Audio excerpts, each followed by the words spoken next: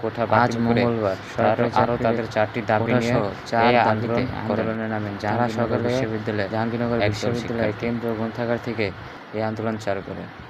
এই আন্দোলনের মাধ্যমে তারা সবার সমান অধিকার এবং কোটা বাতিল করে আরও তাদের 4টি দাবি নিয়ে এই আন্দোলন করেন।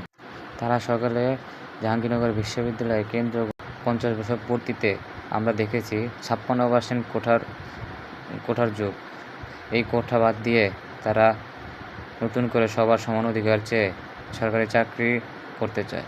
অনেক সমস্যার সম্মুখীন হয়।